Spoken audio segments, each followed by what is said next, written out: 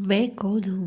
دنیا میں نہ جانے کتنے ہی لوگ یہ سوال لے کر در در بھٹک رہے ہیں۔ اگر اس سوال کا جواب اس طرح دیا جائے کہ آپ ایک بورنگ، نفرت کے لائق اور ڈراؤنے انسان کے سوا کچھ بھی نہیں ہے، تو یقیناً سامنے والے کو غصہ آئے گا نا؟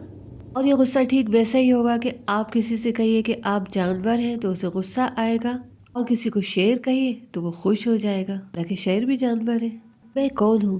اس سوال کا جواب ملنا اس لیے بھی مشکل ہوتا ہے کیونکہ انسان اپنے تک پہنچ ہی نہیں پاتا، خود اپنے آپ کو پہچانتا ہی نہیں، کیونکہ اپنے آپ کو پہچاننے کے لیے تنہائی پہلی شرط ہے۔ عام طور پر انسان تنہا رہنا نہیں چاہتا۔ ہم نے دیکھا ہے نا کہ اکثر لوگ خود اپنے ساتھ وقت گزارنا ہی نہیں چاہتے۔ اپنا اکیلا پن لوگ کس طرح دور کرتے ہیں؟ ابھی میگزین اٹھا لیتے ہیں جس کا رواج اب بہت ہی کم ہو گیا، نیوز پیپر۔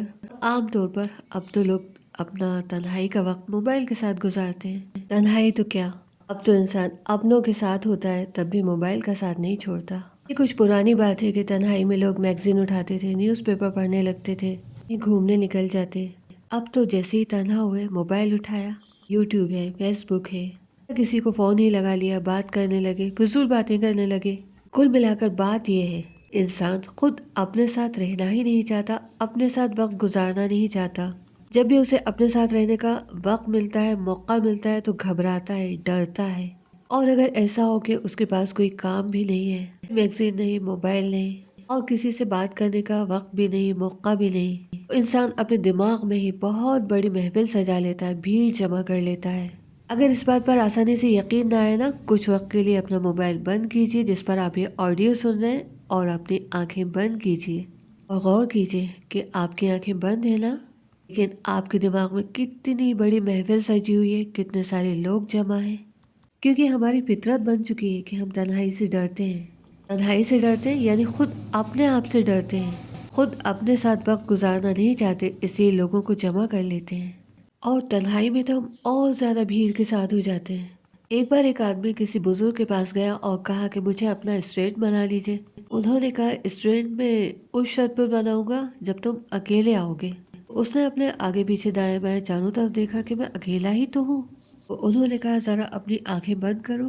جب اس آدمی نے اپنی آنکھیں بند کی تو پایا کہ وہ اکیلا نہیں تھا، بہت ساری بھیڑ تھی، یعنی اس کے دماغ میں بہت سارے لوگوں کا جمگھٹ تھا۔ کبھی تو سوچیں کہ ہم خود اپنے آپ سے اتنا دور کیوں بھاگتے ہیں اور کب تک بھاگیں گے؟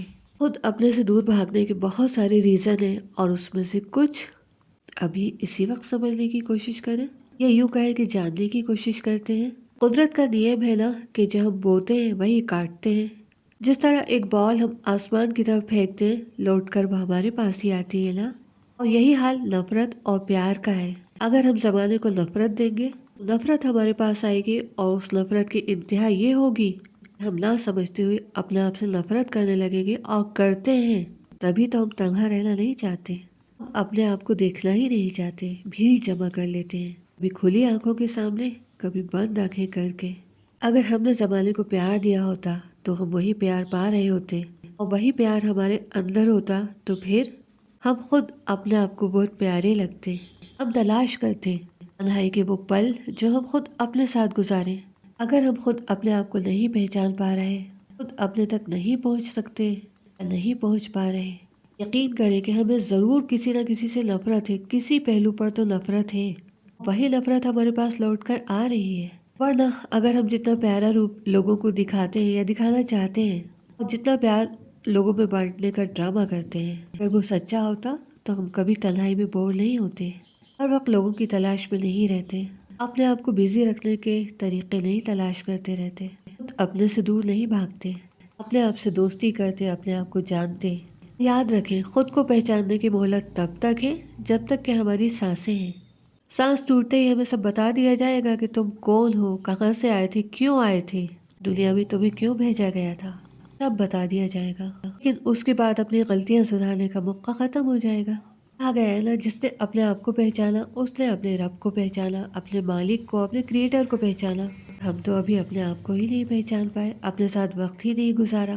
خود اپنے سے دور بھاگنا اگر کوئی بیماری ہے نا، اس بیماری کا صرف ایک علاج ہے، صرف ایک، اپنے دل میں بسی ہوئی، اپنے دل کی گہرائیوں میں بسی ہوئی نفرتوں کو مٹایا جائے، کسی شاعر نے کیا خوب کہا ہے، اپنے من میں جھانک کر پا جا سراغ زندگی، کسی اور کا نہیں